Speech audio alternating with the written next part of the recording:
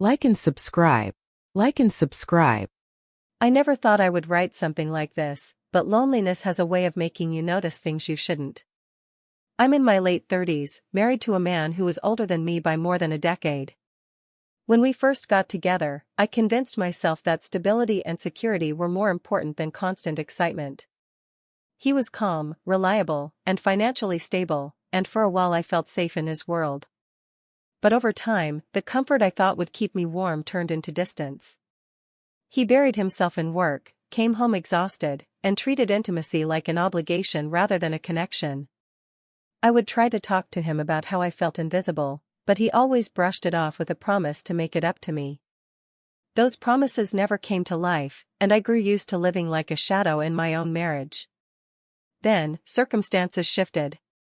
His son from a previous marriage needed a place to stay temporarily, and we agreed he could move in. At first, I thought nothing of it. He was in his early 20s, polite, respectful, and carrying that energy of youth that felt refreshing compared to the stagnant routine of my life. He would help around the house without being asked, ask me how my day was, and actually listen when I answered. It felt strange to be noticed again, to have someone look at me with genuine interest. I told myself it was harmless, that I was just starved for attention. But the more time we spent under the same roof, the more I caught myself comparing him to his father. Where my husband was distracted and detached, his son was present and thoughtful. Small things stood out, the way he laughed at my jokes, the way he noticed if I looked tired, even the way he complimented a meal I cooked without it feeling forced. It should have ended there, just harmless appreciation, but deep inside, I felt a shift I didn't want to acknowledge. When he gave me a compliment that lingered a little too long, I felt my heart race in a way it hadn't in years. I brushed it off, smiled awkwardly, but that night I couldn't stop replaying it in my head. Something dangerous had been set in motion, and I knew it. The days that followed blurred into a strange rhythm I hadn't felt in years. He was always around, and somehow his presence filled the empty spaces my husband left behind. We would end up eating dinner together when my husband worked late, talking about everything from movies to ambitions, and it felt natural, almost too natural. I found myself laughing more, smiling at small things, and it terrified me how easy it was to slip into comfort with him. It wasn't just the conversations, it was the attention. He noticed things my husband never did, like the way I furrowed my brow when I was stressed or how I preferred my tea a certain way. It was subtle, but it made me feel seen. One evening, I caught myself opening up about how disconnected I felt in my marriage. I didn't plan on saying it, but the words came out, and instead of judgment, he just listened. No dismissive nod, no interruption, just full attention. It shook me. I realized how starved I had been for that kind of presence.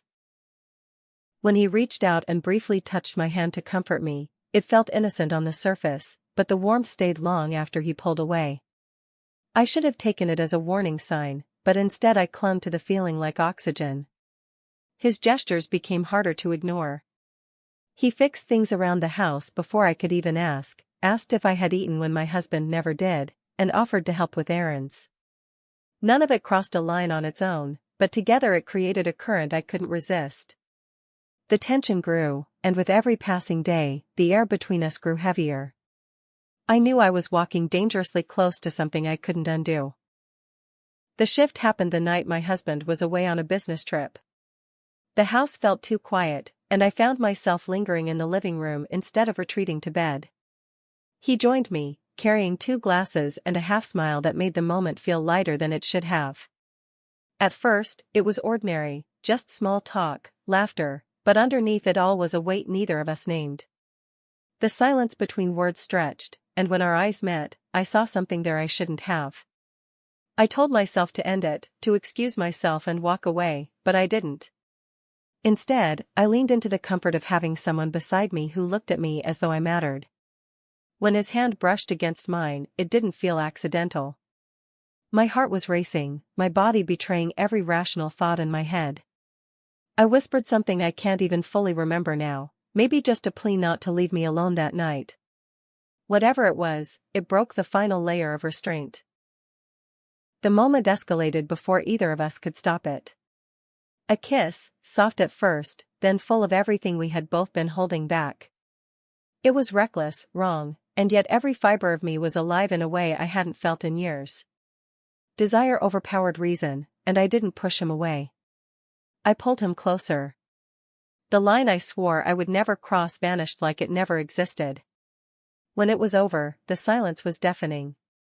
He looked at me with a mix of shock and confusion, and I couldn't meet his eyes.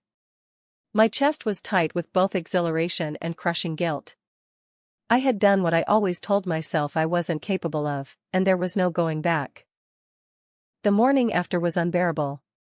I woke up with a heaviness I couldn't shake, the reality of what had happened pressing down on me harder than I expected. He avoided looking at me, moving around quietly, and the space between us felt colder than it ever had. I wanted to say something, to explain or apologize, but no words felt right. The guilt was overwhelming, yet underneath it was a dangerous flicker of memory, the way I had felt wanted, desired, alive. That thought scared me as much as it tempted me. When my husband returned, he slipped back into his usual routine, oblivious to the storm I was hiding inside. He asked about meals, work, and schedules, but not once about me. His distance was almost cruel in its normality. I sat across from him at the dinner table, replaying the secret I carried, wondering how he could be so blind to the fact that I had already drifted far from him. I kept glancing at his son, who avoided my eyes completely, and the silence between us screamed louder than anything. I questioned myself endlessly. Was it just a mistake born from loneliness, or was it proof that my marriage had been over long before this happened? The guilt told me to bury it, pretend it was a one-time lapse in judgment, but the longing told me otherwise. I couldn't forget the way it felt to finally be seen. That part of me that had been neglected for years was suddenly awake, and I didn't know how to silence it again. Even now, I don't know where this leaves me. I crossed a line I can't uncross, and the secret is locked inside me.